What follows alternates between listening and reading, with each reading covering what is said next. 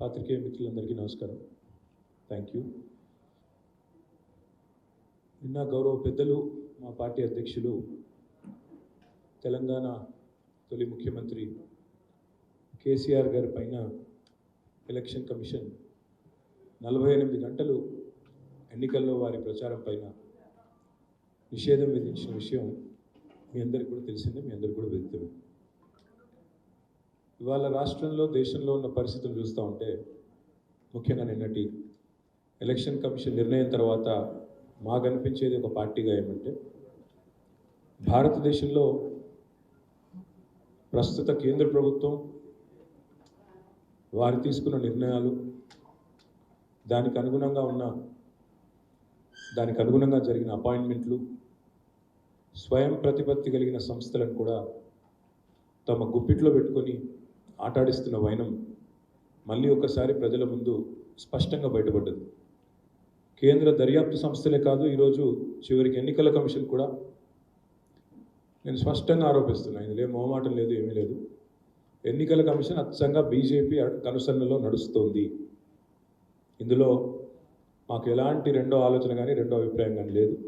ఎందుకంటే ఇవాళ భారతదేశంలో ఎట్లాంటి పరిస్థితి ఉందంటే బీజేపీ వాళ్ళు జాతుల ఆధారంగా మతాల ఆధారంగా స్వయంగా ప్రధానమంత్రి, స్వయంగా కేంద్ర హోంశాఖ మంత్రి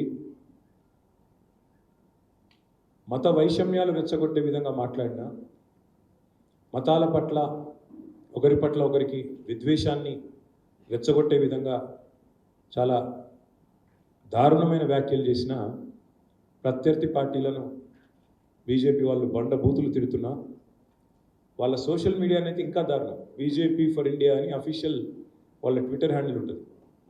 అందులో మొత్తం ముస్లిం సోదరులందరి మీద విషం చిమ్ముతూ విషం జల్లుతూ డైరెక్ట్గా వాళ్ళ సోషల్ మీడియాలో విషం చిమ్ముతూ ప్రచారం చేస్తూ ఉన్నారు. కానీ ఒక్కటంటే ఒక్క చర్య లేదు.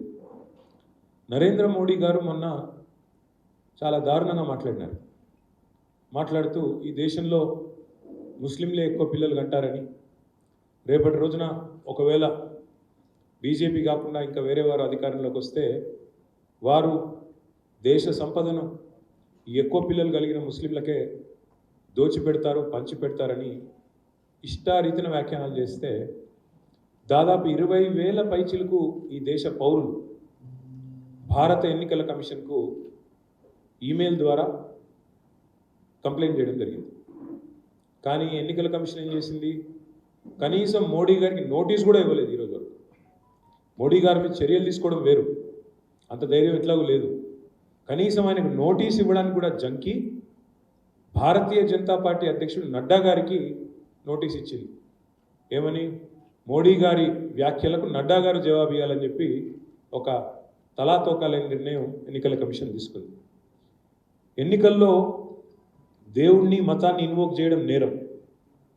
ఇది కేంద్ర హోంశాఖ మంత్రి అమిత్ షా ఎన్నికల ప్రచారంలో శ్రీరాముడి బొమ్మ పట్టుకొని ప్రచారం చేస్తున్న వ్యక్తి ఎవరో కాదు, కేంద్రంలో ప్రస్తుతం ఉన్న హోంశాఖ మంత్రివర్యులు అమిత్ షా గారు.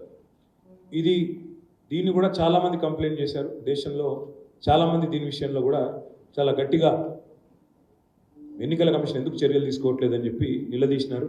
దాని మీద కూడా ఈరోజు వరకు చర్య లేదు, కనీసం ఉలుకు లేదు, పలుకు లేదు. ఇది మరొక భారతీయ జనతా పార్టీ అభ్యర్థి అరుణ్ గోవిల్. ఈయన గతంలో టీవీలో రామాయణం అనే సీరియల్ వస్తే అందులో రాముడి పాత్రధారి. ఆయన కూడా శ్రీరాముడి పటం పట్టుకొని ప్రచారం చేసుకుంటున్న దృశ్యాలు. ఆయన మీద కూడా ఇంతవరకు ఒక చర్య కానీ కనీసం ఆయనకు ఒక నోటీస్ కానీ ఎన్నడూ లేదు. ఇది ఇంకా దారుణం. ఇది చూడండి, ఇది బీజేపీ ఫర్ ఇండియా వాళ్ళ అఫీషియల్ హ్యాండిల్, మొత్తం పార్టీ యొక్క అఫీషియల్ ట్విట్టర్ హ్యాండిల్. అందులో రాముడి ఫోటో పెట్టి డైరెక్ట్గా ఇగో మీ యొక్క ఓటు పవర్ ఏంది అంటే ఇట్లా రాముడి నుదుటి నుంచి ఒక తేజోవంతమైన ప్రకాశవంతమైన ఒక చిహ్నం వస్తుంది, కాబట్టి ఓటు బీజేపీకి వేయాలని చెప్పి రాముడి ఫోటో పెట్టి మరి ఇవాళ ఓట్లను అడుగుతున్న బీజేపీ యొక్క అఫీషియల్ హ్యాండిల్. ఇది ఎవరిదో అనామకుడు కాదు, ఇంకోటి కాదు, బీజేపీ పార్టీ యొక్క అఫీషియల్ హ్యాండిల్. అంటే ప్రధానమంత్రి విద్వేషపూరితమైన వ్యాఖ్యలు చేసిన ఎన్నికల కమిషన్లో ఉలుకు పలుకు ఉండదు. అదేవిధంగా కేంద్ర హోంశాఖ మంత్రి స్వయంగా రాముడి ఫోటో పట్టుకుని ఓట్లు అడుక్కున్నా ఉలుకుండదు పలుకుండదు. వాళ్ళ అభ్యర్థులు అదేవిధంగా చేసినా ఉలుకు పలుకుండదు. మత విద్వేషాలను రెచ్చగొట్టే విధంగా, హిందువులను ముస్లింలను విభజించే విధంగా పార్టీ అఫీషియల్ హ్యాండిల్ నుంచి దాడి జరిగినా ఎన్నికల కమిషన్ మేల్కోదు. కానీ అదే కేసీఆర్ గారి విషయానికి వస్తే మాత్రం ఆగమేఘాల మీద ఒక నోటీస్ ఇచ్చినారు.